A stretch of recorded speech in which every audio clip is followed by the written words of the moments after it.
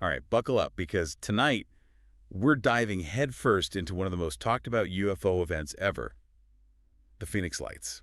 Yeah, I mean, even almost 30 years later, it still has people scratching their Right, heads. it's March 13th, 1997, Phoenix, Arizona, Yeah, clear night, yeah, and then, well, things get weird. definitely weird. So for anyone just joining us, we're talking thousands of witnesses, not just a handful of people. Oh, yeah, I mean, all across the state, people saw something strange in the sky that night. And they weren't all seeing the same thing either. We're talking about two distinct events. Two. Yep. First, you've got the V formation.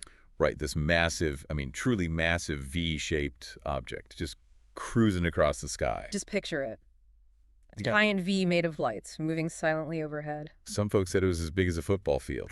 I mean, can you It's imagine? just hard to wrap your head around something that size just floating around up there. And this thing wasn't just like hovering or anything, it was moving. He was on a mission, basically, moving from Nevada all the way across Phoenix and then towards Tucson. Yeah, and get this, one of the witnesses was actor Kurt Russell.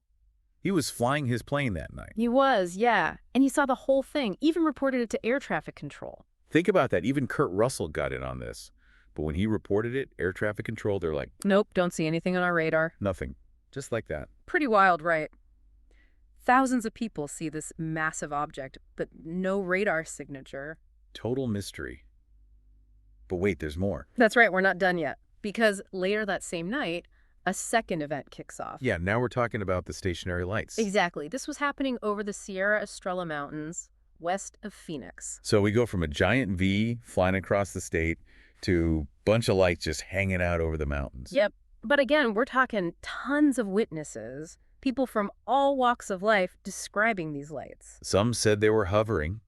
Some said they were slowly descending, like they were being controlled. It's spooky, right? I mean, what could possibly explain all of this? Well, there's some theories, right? The most popular explanations try to tie both events back to, what else? The military. Of course. So for the V formation, people point to A-10 Thunderbolt jets. The Warthog. Yeah, it was around that time that the Air Force was doing some training exercises in the area. Operation Snowbird, they called it. Okay, so A-10s, they're powerful jets that can fly in formation. Could that be it? It's possible, I guess, but there are some issues with that explanation. Right. Well, first of all, A-10s aren't exactly known for being silent. They're pretty loud. And witnesses said the V formation was silent, right? Completely silent. Another thing, A-10s, they're not designed for stealth.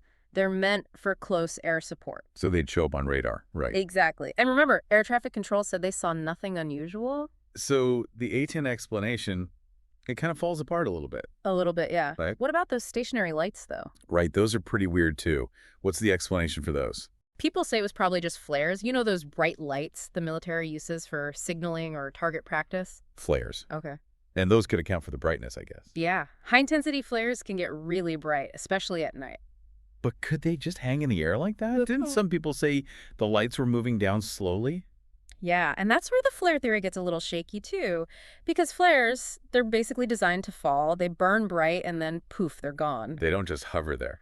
Not usually, no. Yeah. And they definitely don't descend in a controlled way like some people described. So we've got these explanations, military jets, flares, but neither of them really fits perfectly. That's the problem, right? You've got these potential explanations, but they leave you with more questions than answers. Which is why this case is still such a big mystery. And honestly, I kind of like that. Yeah, the not knowing, the wondering, it keeps you thinking. It makes you wonder, what if those explanations aren't right?